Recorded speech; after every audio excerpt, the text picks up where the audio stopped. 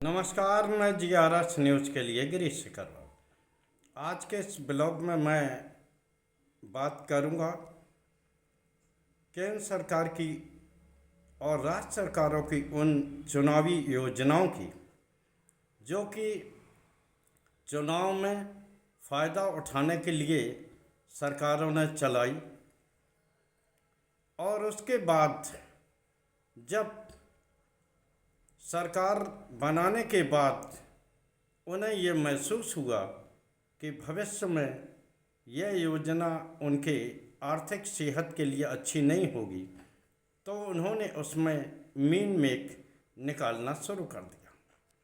सबसे पहले मैं किसान सम्मान निधि की बात करूंगा, जैसे कि देश के प्रधानमंत्री ने 2018 में लागू करने का ऐलान किया था और दावा किया था कि सभी उन भूमिधारी किसानों को जो कि अपने नाम पर भूमि रखते हैं उनको 6,000 रुपया वार्षिक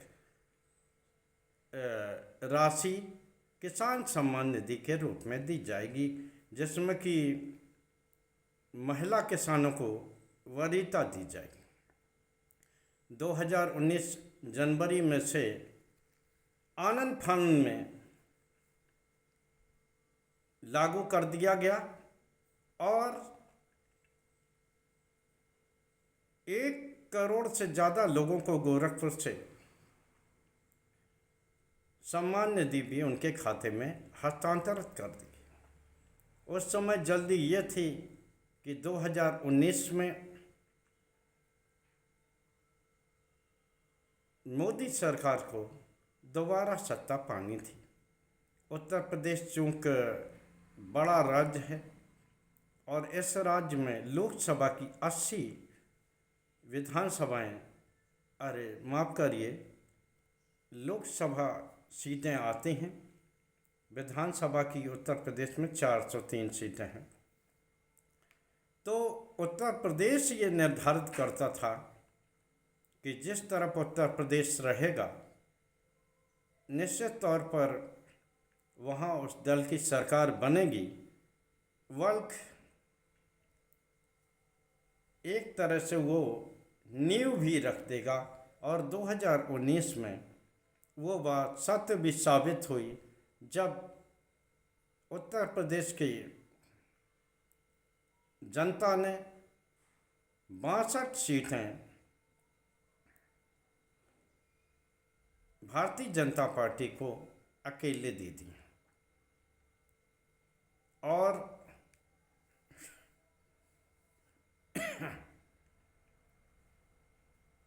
अन्य सीटें जैसे समाजवादी पार्टी को भी मिली। लिहाजा किसान सम्मान निधि चलती रही। बाद में जब ये आर्थिक सेहत के लिए खतरनाक साबित होने लगी तो किसानों की राशि धीरे धीरे करके रोकी जाए। आप सभी लोगों को याद होगा कि पश्चिम बंगाल में जब कोरोना काल में चुनाव हो रहे थे, 2021 की बात मैं कर रहा हूँ, उस समय वहाँ पर किसान सम्मान निधि लागू नहीं हो पाई थी। चुनाव जीतने के लिए सरकार ने वहाँ किसानों की सम्मान निधि को एक मुश्त ट्रांसफ़र किया। निश्चित तौर पर एक तरह से ये चुनाव या वोट देने के लिए चुनावी रिश्वत थी, जैसे कि रिश्वत अभी बिहार के चुनाव में आपको मिलती हुई दिख रही है, जहाँ की महिलाओं के खातों में 10-10 हज़ार की राशि बिना जांच किए उनके खातों में हस्तांतरित की जा रही है। तो जब राशि कम पड़ने लगी तो निश्चित तौर पर चुनावी राज्य तो फायदे में दिखाई देते रहे। अन्य राज्यों में किसान सम्मान निधि को योजनाबद्ध ढंग से रोका जाता रहा। अब सरकार ने यह फैसला किया है कि वो सिर्फ एक किसान को ही, परिवार के एक किसान को ही सम्मान निधि देंगे। उस समय जब सरकार ने ये योजना बनाई थी तब घोषणा की थी कि सभी किसानों को, जो भी किसान जिनके नाम ज़मीन होगी, जिसमें कि महिला किसानों को इस सम्मान निधि में वरीयता दी जाएगी। लेकिन आज सरकार अगर किसी के परिवार में पति पत्नी को सम्मान निधि मिल रही है तो यहाँ ये बताया जा रहा है कि इसमें से पुरुष की सम्मान निधि कटेगी और दूसरे किसान को भी सम्मान निधि तब मिलेगी जबकि वो पहले वाला उसकी सम्मान निधि को वापस करे, यानी कि किसान से अब रिकवरी होने की बात आ रही है। और ये भी तय किया जा रहा है कि परिवार में किसी भी नाबालिग किसान को सम्मान निधि ना मिल पाए, माँ बेटे को सम्मान निधि ना मिल पाए। सरकार अगर ये पहले से ही योजना बना देती कि वो सिर्फ एक किसान परिवार जो होगा उसके केवल सिर्फ मुखिया किसान को ही वो सम्मान निधि देंगे तो ये बात समझ में आती। लेकिन चूँकि अब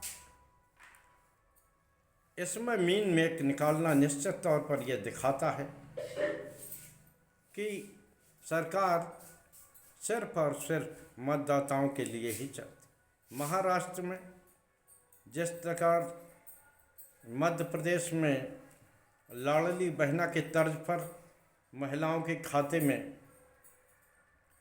रुपए भेजे गए, महाराष्ट्र में भी 3-3 महीने के पैसे एक मुश्त भेज दिए गए। और जब वहाँ महाराष्ट्र में सरकार बन गई तो निश्चित तौर पर वहाँ भी सरकार ने छटनी शुरू कर दी और कई महिलाओं को योजना से बाहर कर दिया। इसी प्रकार बिहार में भी इस समय तमाम तरह की योजनाएं लॉन्च की जा रही। आप सभी लोगों को जानकारी होगी कि वहाँ लगातार 20 सालों से 2005 के बाद से अभी तक नीतीश कुमार मुख्यमंत्री बने हुए हैं, चाहे वो सरकार एनडीए की रही हो या राजद के साथ थोड़े कार्यकाल में रही हो, लेकिन मुख्यमंत्री नीतीश कुमार ही रहे। आखिर उन्हें चुनावी इस दौर में तमाम योजनाओं को लॉन्च करने की आवश्यकता क्या है? अभी तक बिहार के जो बुजुर्ग थे उन्हें सिर्फ 400 रुपये महीने पेंशन के मिल रही थी। तमाम मांग के बाद, महंगाई बढ़ने के बावजूद भी पेंशन राशि में वृद्धि नहीं हुई थी।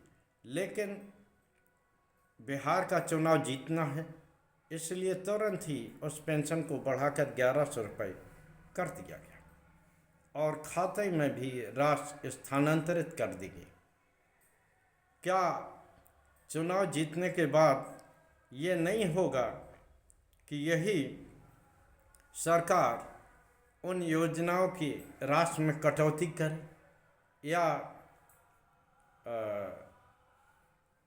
लाभार्थियों की संख्या में कटौती करे? क्योंकि अभी तक का जो इतिहास वर्तमान सरकारों, चाहे वो केंद्र सरकार हो या राज्य सरकार हो, उसमें ये देखा गया है कि चुनाव जीतने के बाद वो किस तरह से लाभार्थी की योजनाओं में कटौती करते हैं। रही बात रिकवरी की, जैसा कि मैंने बताया निश्चित तौर पर ये विवाद का विषय बनेगा और इससे तमाम तरह की बातें खड़ी होंगी। हो सकता है कि सरकार इस रिकवरी को माफ़ भी कर दे, जैसा कि वो शिक्षा मित्रों को जब अखिलेश सरकार ने उन्हें सहायक अध्यापक बना दिया था तो उन अध्यापकों ने भी 8 महीने 9 महीने तक सहायक अध्यापक की तनख्वाह ली थी। उस समय भी ये माना जा रहा था कि उनसे वसूली होगी, लेकिन बाद में राजनीतिक परिस्थितियों के बस वसूली नहीं हुई।